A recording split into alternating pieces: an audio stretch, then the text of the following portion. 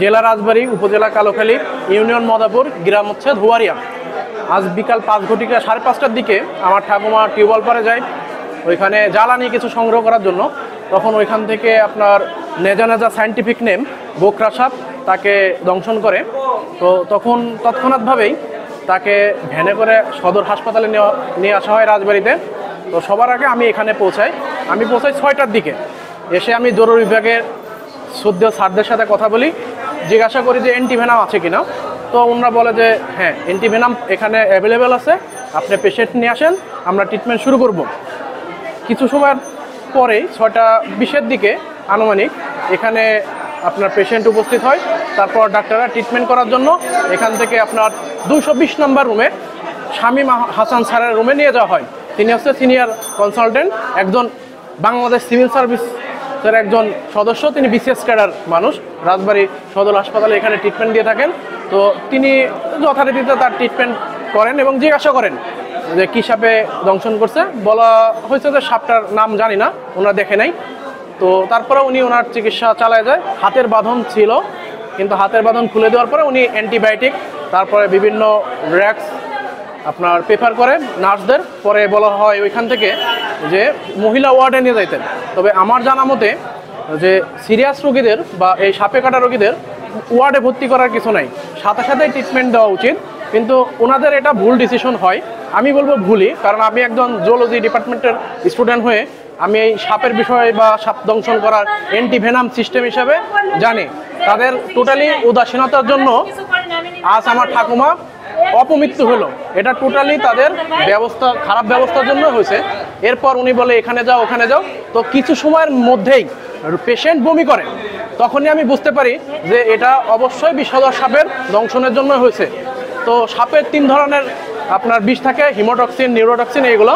তো আমি যেহেতু সায়েন্সের স্টুডেন্ট এবং জুওলজি ডিপার্টমেন্টের স্টুডেন্ট, তো আমি তখন ডাক্তারের কাছে যেয়ে বলি, স্যার এই ঘটনা বমি করতেছে, অবশ্যই সাপটা বিষধর। তখন উনি বলে যে আরও 1 ঘন্টা পরে যায় আপনার ট্রিটমেন্টটা করা হবে, অর্থাৎ ভেনামটা দেওয়া হবে।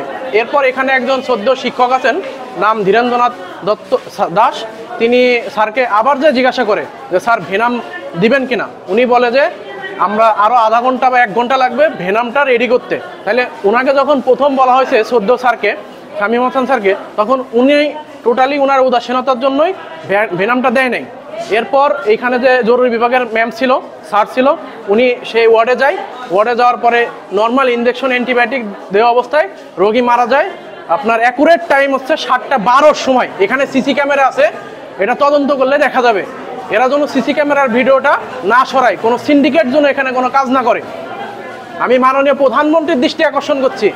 আমি একজন স্টুডেন্ট হিসাবে, একজন দেশের নাগরিক হিসাবে, গুড সিটিজেনের একটা যে ক্যারেক্টার আছে, 4টা বৈশিষ্ট্য, সেই সকল বৈশিষ্ট্যের অধিকারী আমি, আমার ঠাকুমাও।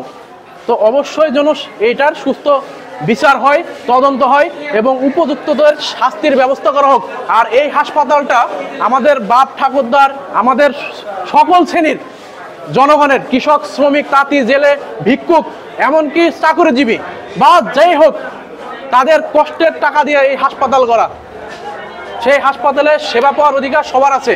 কিন্তু আজকে কেন আমার ঠাকুমার সেবাটা দেওয়া হলো না?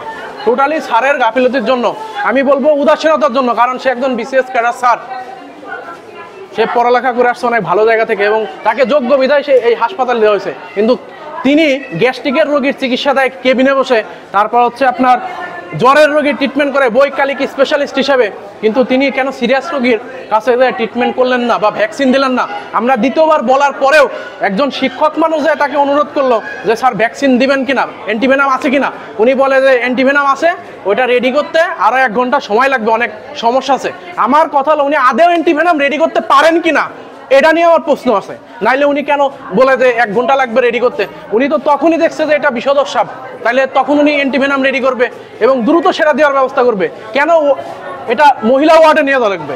এবং তারপরে বলা হয়েছে যে আমরা কি পেশেন্টকে ফরিদপুর মেডিকেলে নিয়ে যাব কিনা। উনি তখন বলে হ্যাঁ আমি রেফারেন্স দিচ্ছি, আপনারা যত সম্ভব নিয়ে যান। উনি কেন 1 ঘন্টা পরে এই কথা বলবে যে রোগীকে এখান থেকে সেবা দেওয়া বাদ দিয়ে ফরিদপুর মেডিকেলে নিয়ে যাবো অ্যাম্বুলেন্স ঠিক করতে? এটা কখনোই আশা করি নাই। এখন ডিজিটাল সময়, মাননীয় প্রধানমন্ত্রী আমাদের ডিজিটাল বিভিন্ন স্বাস্থ্যসেবা খাতে উন্নয়নের জন্য অনেক ডিজিটাল মেশিন, অনেক ব্যবস্থা সে দিচ্ছে প্রতিনিয়ত দুর্নীতি কমানোর জন্য। তারপরেও এখানে এরকম কেন ব্যবস্থা হইলো যার জন্য একজন মানুষের মাঝবয়সী মহিলার অপমৃত্যু ঘটলো?